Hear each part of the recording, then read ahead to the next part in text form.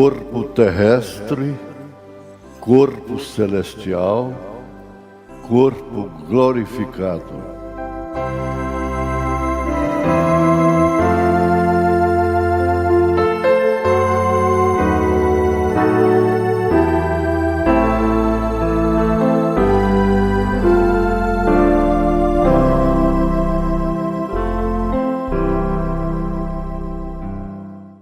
Boa noite com Jesus.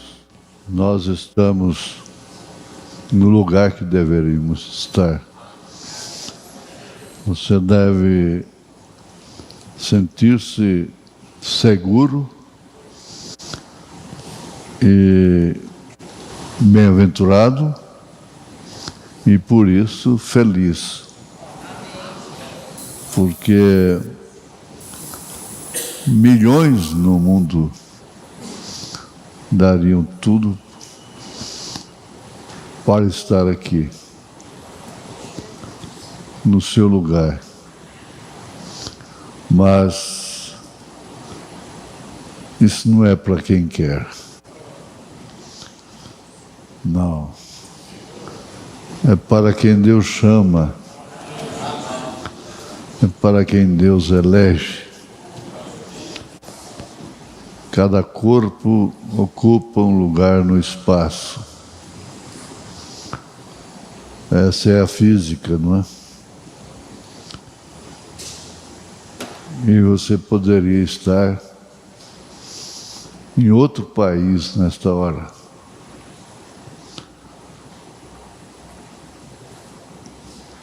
Sem saber o que está acontecendo aqui. Mas você está aqui. Você está ouvindo aí na internet. Não tem barreira. Não? Nós vamos ler a Bíblia, aos Filipenses 3, verso 20. Mas a nossa cidade está nos céus. Vamos ler o 19. O fim deles é perdição. O Deus, letra minúscula, deles é o ventre, e a glória deles é para a confusão deles mesmos, que se pensam nas coisas terrenas. Isso aqui deve se pegar nisso. Eles pensam nas coisas terrenas. Pensam nas coisas terrenas. Mas a nossa cidade está nos céus, donde também esperamos o Salvador Jesus Cristo, que transformará o nosso corpo abatido para ser conforme o seu corpo glorioso, segundo o seu eficaz poder de sujeitar também a si todas as coisas.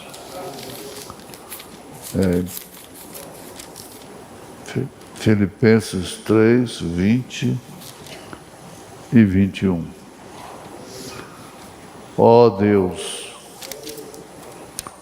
é a Tua graça que nos permite ouvir estas palavras. Eles pensam naquilo que é terreno, mas Paulo disse que nós pensamos no que é celestial, porquanto temos a graça de receber a mente de Cristo. Somente aqueles que conseguiram essa felicidade de ter a mente de Cristo é que pode pensar na nossa cidade, lá nos céus, na glória eterna, em nome de Jesus Cristo. E enquanto isso dependemos de perdão dos nossos pecados e gratidão pela cura divina, em nome de Jesus Cristo. Amém. Assentar.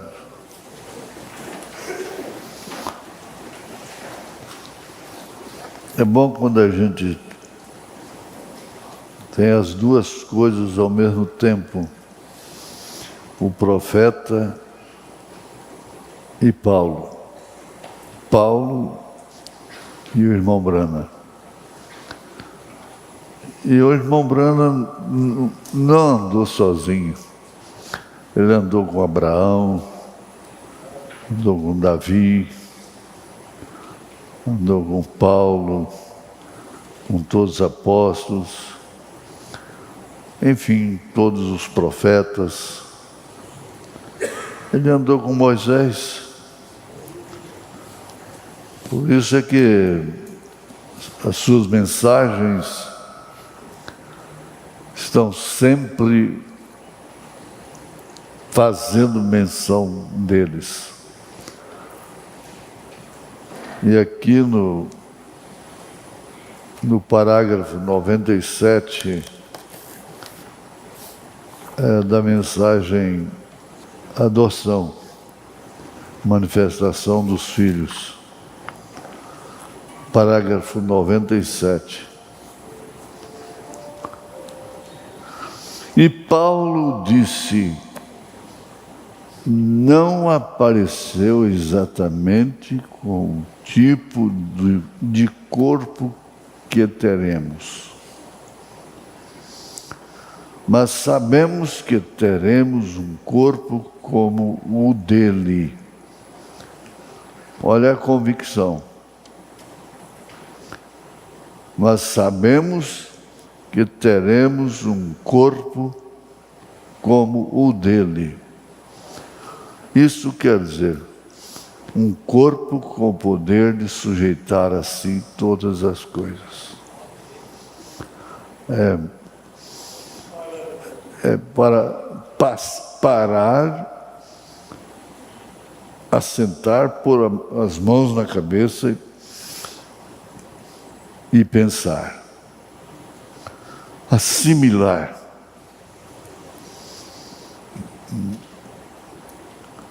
Mas sabemos que teremos um corpo como o dele. O quê? Já teve ele alguma vez aquele corpo de teofania? Sim, Senhor. Sim, Senhor. Quando ele morreu, a Bíblia diz que ele, Jesus, é um pronome pessoal, ele. É um pronome pessoal outra vez. Ele foi ao inferno e pregou as almas que estavam aprisionadas. Deus levou o irmão Brana lá também. Como ele desceu lá e como ele fez isto, ele possuía o sentido do tato. Como ele desceu lá e como ele fez isto, ele possuía o sentido do tato, ele possuía o sentido da audição, ele sentia o sentido, tinha o sentido da fala, da voz. Ele pregou com aquele mesmo tipo de corpo que vi aqueles glorificados outra noite.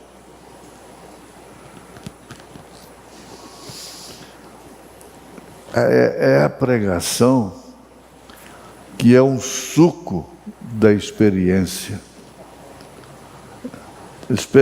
vivida.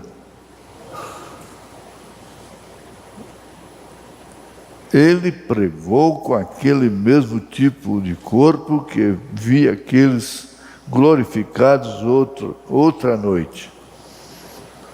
Ele pregou para as almas que estavam no inferno, que não se arrependeram da longanimidade dos dias de Noé.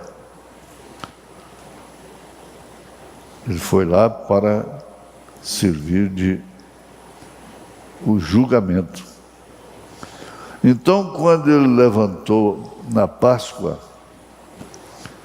não foi possível que aquele corpo pudesse ver a corrupção, porque Davi, o profeta, anteviu isto: não deixarei sua alma no inferno, nem mesmo deixarei o meu santo, que o meu santo veja a corrupção. Tudo que você ouve que está relacionado com Jesus diz respeito a você, o crente. Porque Deus não pensou em ficar sendo aquele Deus longe no universo, com súditos, com crentes, só falando sobre Ele. Não. Ele pregou, preparando uma esposa, uma noiva, que faria parte, seria membro do seu corpo.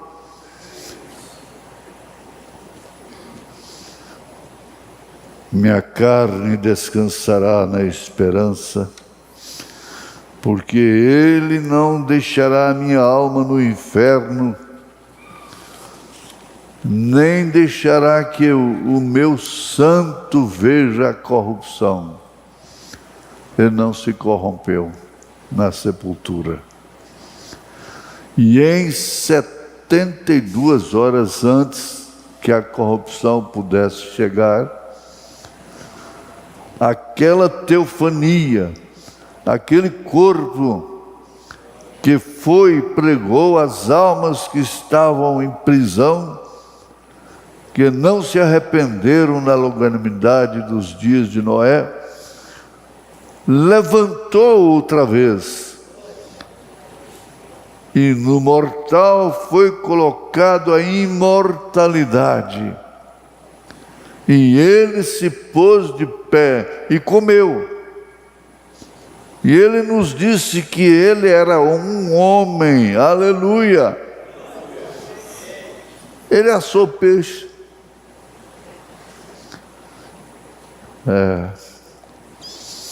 Na mensagem de adoção, quarta parte, que é o mistério predestinado de sua vontade, 122, ele diz: você recorda de outro dia passando por aquilo? Quando o pequeno bebê está sendo formado no ventre da mãe e seus pequenos músculos estão agitando e pulando e assim por diante. E logo que a mãe dá a luz ao bebê, e o bebê na terra, a primeira coisa, há um corpo espiritual para apanhar aquele pequeno corpo natural. E é quando ele chora, enche seus pulmões. Se isso não acontecer, ele está morto.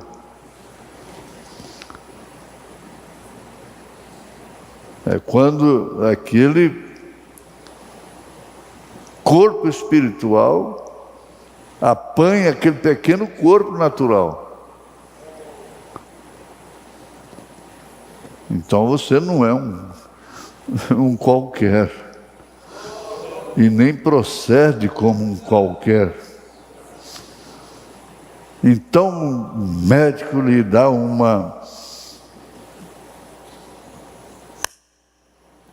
palmada, bate suas mãos juntas, ou algo para despertá-lo. Irmão Breno arremedando ele, chorando. Imediatamente ali ele irá ao seio da mãe e movendo sua cabecinha para cima e para baixo, no seio de sua mãe, para fazer com que aquelas veias de leite tragam leite. Quem ensinou para ele isso? Assim faz o bezerro lá.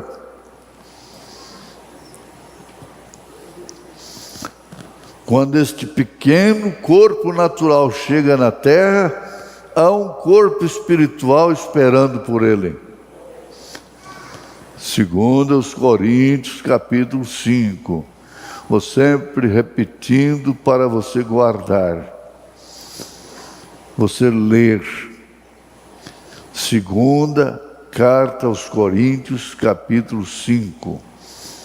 Leia e você se inteirará mais de quem é você, desde que nasceu. Quando este corpo natural chega na terra, há um corpo espiritual esperando por ele. E ali, em 2 Coríntios 5, diz: e quando ele se desfaz, quando ele desvanece esse corpo, então aí tem um corpo celestial. Ele não fica nu. Segundo as palavras de São Paulo, ele não fica nu.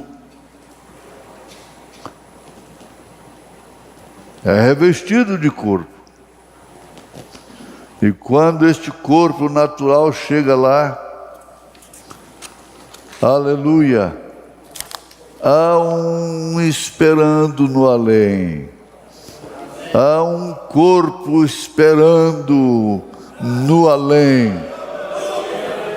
Nós simplesmente mudamos de um para outro. Você olha ali o seu filho, a sua filha, ou seu marido, sua esposa, estendida ali, e diz: morreu. Não, não morreu. Mudou de corpo. Mudou de corpo. Nós mudamos nossos lugares de habitar. Mudou de casa. Aleluia. E aí então, foi que ele chamou a irmã Hope. Ela já tinha partido. E ela veio. Me chamou no poder da palavra e ela veio.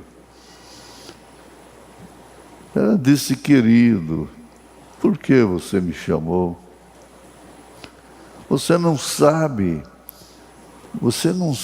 o que você prega. Você não tem noção do que você prega.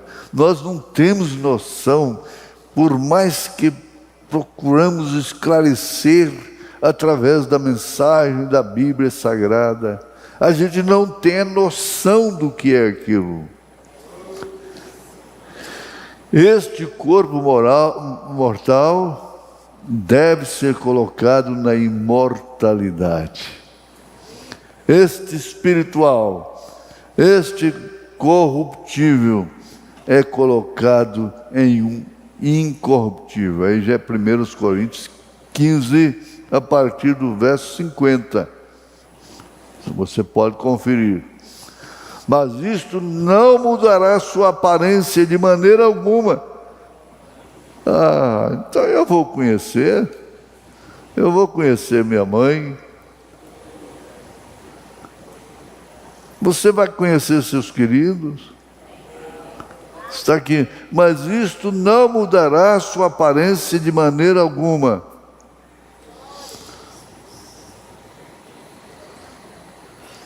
Quero dizer, quando chegar no além, você continuará ter o mesmo Espírito. Aleluia. Por quê? Que quando ele foi além da cortina do tempo, lá no quinto selo, ele conta isso detalhadamente. E as pessoas reconheciam-no, vindo ao seu encontro, dizendo: oh, meu precioso irmão Brana. Como é que ele sabia que era o irmão Brana? Oh, meu precioso irmão Brana. Oh, meu precioso irmão Brana. Mas com um detalhe. Aquele anjo que estava guiando além da cortina do tempo, mostrou a moça muito linda para ele. Isso foi várias. Ele disse: você a conheceu lá na terra? Ele disse: não. Pois é, aquela velhinha de 92 anos, ou 90 anos, que você conduziu a Cristo lá na terra. Aleluia. Você continuará a ter o mesmo Espírito. Aqui, Deus não muda o Espírito, Ele muda a alma.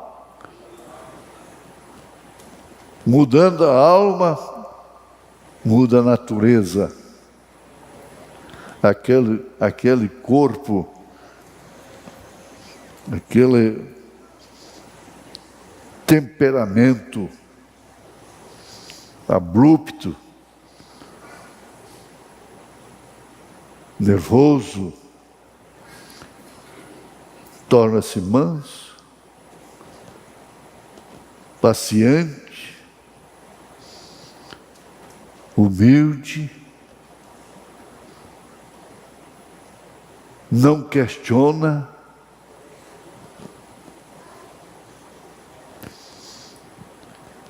não murmura, mas você continua a ter o mesmo Espírito.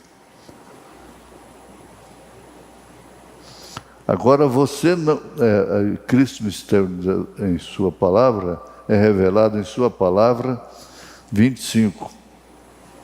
Agora você não pode pensar com o seu corpo. Você pensa com a sua mente. E lá é onde muitos cristãos simplesmente param. É claro, você pensa com a sua mente. E nós formamos pensamentos. Mas você tem que ter um poste. Quando você acorda daqueles pensamentos, você os apaga com o Calvário. Aquele poste, basta você lembrar do Calvário.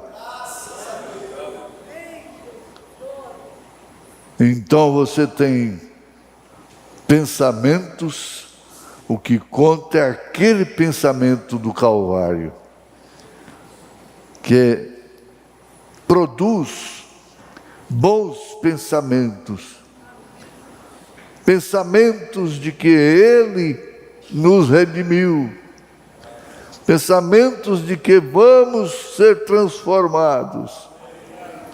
São os melhores pensamentos que se pode pensar aqui. É o pensamento do rapto, do arrebatamento. Oh, glória! Amém. E eles podem, exatamente como o milho no campo e o joio no campo, eles podem ser ungidos pelo mesmo Espírito Santo, pela mesma água, pelo mesmo sol. que o verdadeiro crente está ungido. Eles podem ser ungidos com o mesmo Espírito Santo que o verdadeiro crente está ungido. Mas lá embaixo, dentro daquele próximo estado, o terceiro estado, está a alma, e ela é predestinada por Deus. Lá está onde a verdadeira semente germe, está colocada lá dentro. Oh, preste atenção, pegue isto. Cristo é revelado em sua própria palavra. Parágrafo 25.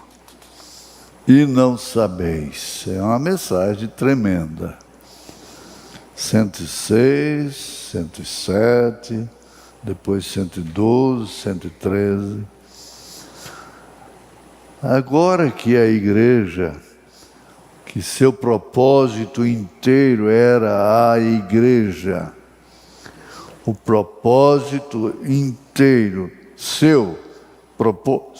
o propósito de Cristo inteiro era a igreja.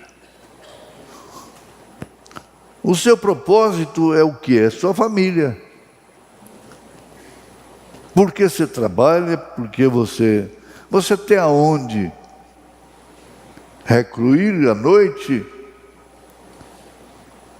com sua família, com a sua esposa, com seus filhos. É um propósito natural do homem. E o propósito de Cristo inteiro era a igreja. Ele veio em função da igreja.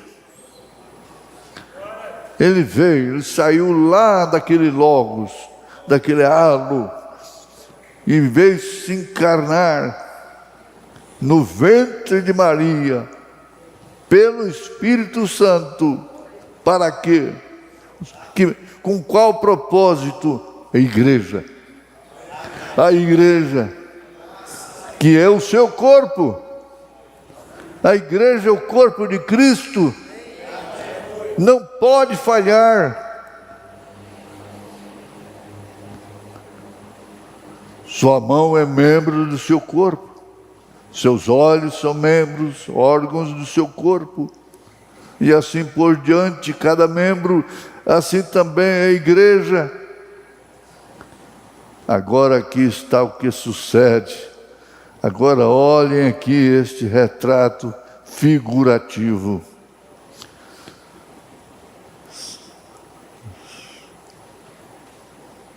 Este homem por fora é de carne. Olha só, esse retrato figurativo. Este homem por fora é de carne. Você pega, é carne. Isso é o que vemos e o que olhamos, que podemos ver. E tem 5 entradas ao corpo. Qualquer menino de primário, igualmente como eu, saberia que há 5 sentidos que controlam o corpo: visão, olfato, paladar, tato e audição. Sem isso não pode um tocar o corpo. Não pode um tocar o corpo. Audição, visão, tato, paladar e olfato.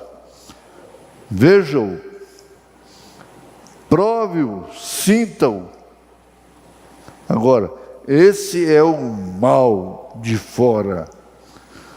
Esse é o mal de fora. Esse é aquilo que é inclinação contra Deus. como São Paulo fala aos Romanos, que é a carne, com seus sentidos, é inclinação contra Deus. Agora, a razão pela qual as pessoas hoje, agora não esqueçam isto agora, e verá que o Espírito, qual é a evidência inicial do Espírito Santo? Agora as pessoas podem viver neste Espírito e dançarem no Espírito, ungir esse Espírito, eles gritam no Espírito, eles dançam no Espírito, vão à igreja no Espírito e absolutamente podem ter o verdadeiro Espírito de Deus ungido sobre esse Espírito e ainda está perdido. Ainda estar perdido e tão possuído pelo diabo como podem estar com esse Espírito. Esse Espírito, tudo na razão, tudo na carne, tudo nos sentidos. Olhem, é a razão que não podiam dizer a essa mulher que pôr shorts é incorreto. Não lhe podem dizer que cortar o cabelo é incorreto. Bem, veja onde estão os pentecostais. Dançam no Espírito, cantam no Espírito, e estão de short, cortando seus cabelos e se pintando, e os homens sendo culpados de tudo. Bem, quem tem o cabelo a ver, o que tem o cabelo a ver com isso? Bem, para Sansão teve que ver. Todo aquele que tirar ou acrescentar uma só palavra tem que ter um ultimato em algum lugar. Ora, quando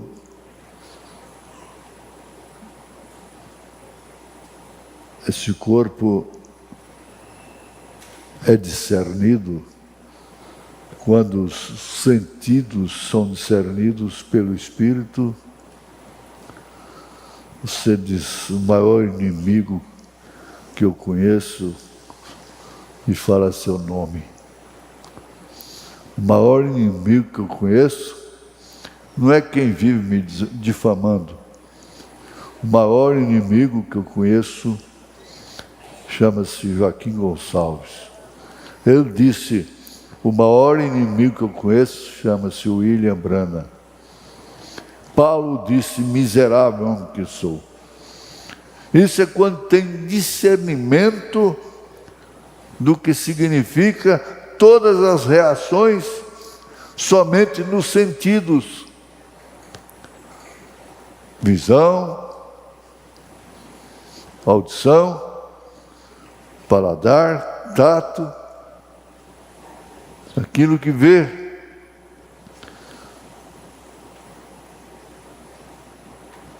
Esse aqui está em eventos modernos, são esclarecidos por profecia. Parágrafo 100. Note, constatamos hoje que há muitas pessoas que simplesmente não podem crer nisto. Até mesmo pessoas cheias do Espírito. Vou lhe dizer uma que vai deixá-los sem fôlego.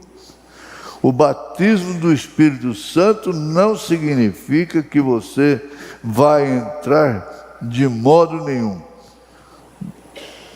Não sobre isso. Não tem nada que ver com a sua alma. Esse é o batismo. Veja, a água pode cair sobre o joio, o sol também. A mesma água, o mesmo Espírito que cai sobre o trigo. Esse é o batismo, veja. Por isso que eu exemplifiquei lá em São Paulo. Aqui é heliporto. E vem o helicóptero e desce aqui. O helicóptero é o novo nascimento. O helicóptero descendo aqui é o Espírito Santo. Aí você nasce de novo. Nasce de novo. Vou lhes dizer o que vai deixá-los sem fôlego. Ele falou isso. Não significa que você vai entrar de modo nenhum. Não sobre isso. Não tem nada que ver com sua alma. Esse é o batismo. Veja, aqui está a alma interior. Aqui dentro, que tem vir de Deus, que tem vir de Deus. Essa alma que vem lá de Deus é que é a eleição.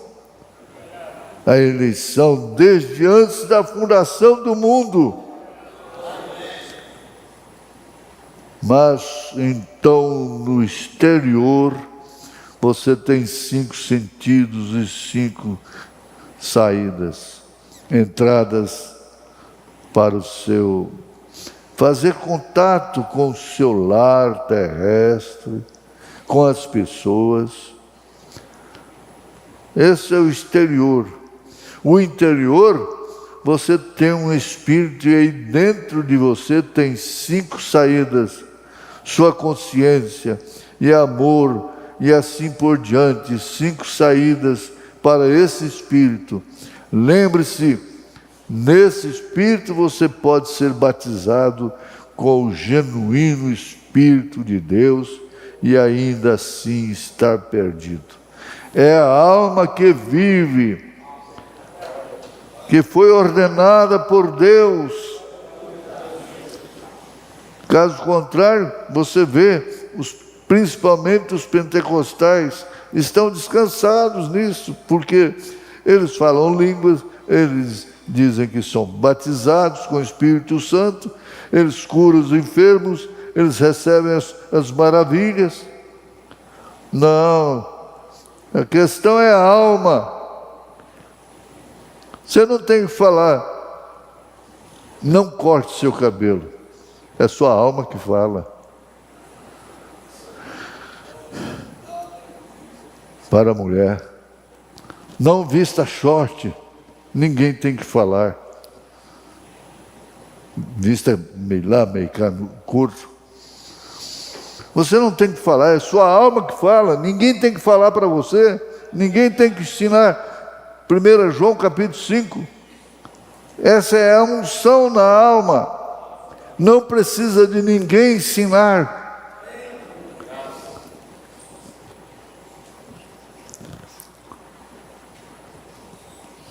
Não profetizou Caifás? Ele era um diabo. Eles estão descansados porque tem um espírito pentecostal, ou espírito rebelde. Mas a alma pentecostal, aquela que vem lá do legítimo Pentecoste, lá do cenáculo, é diferente. Ninguém tem que mandar fazer nada. Ela sabe pelo interior, ela não sabe explicar. Caifás profetizou e ele era um diabo. Verificamos ali. E aqueles sacerdotes, aqueles grandes homens que deveriam ser os grandes líderes naqueles dias, com humildade e tudo mais, mas falharam em ver a própria palavra que eles liam e ensinavam, a palavra de Deus ser manifestada para eles. Eles falharam. Com toda a conduta que tinham. Isso é verdade. Todos eles criam no mesmo Deus. E todos eles adoravam Jeová. Veja o sacrifício de Balaão, 7 altares, o número perfeito de Deus, as 7 igrejas. Veja, 7 carneiros falando da vinda do Senhor. Fundamentalmente, Balaão estava com tudo. Ele era simplesmente tão fundamental quanto Moisés era. Mas veja você, não havia uma vindicação divina. Ali ambos eram profetas. Mas aqui está. Ele disse: você perde o fôlego, mas não se afoga. Por quê? Você tem confiança na sua alma.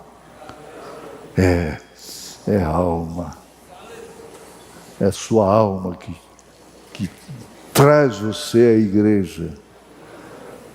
É a sua alma que te dá desejo de subir. O mundo não tem desejo do rapto. As virgenesses não têm desejo.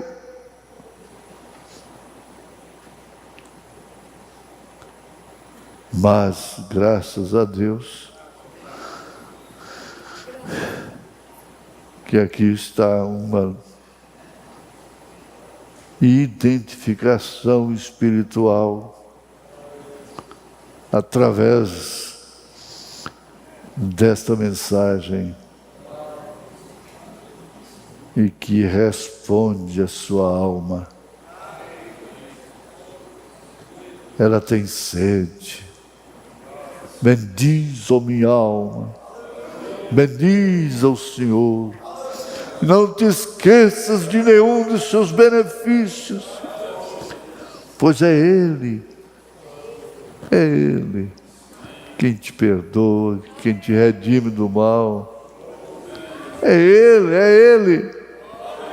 Aleluia. Está falando a sua alma. Aleluia. Graças. Amém, Jesus. Se você pensar bem nisso, você vai viver mais seguro, mais segura. Em nome de Jesus Cristo. Amém. Aleluia.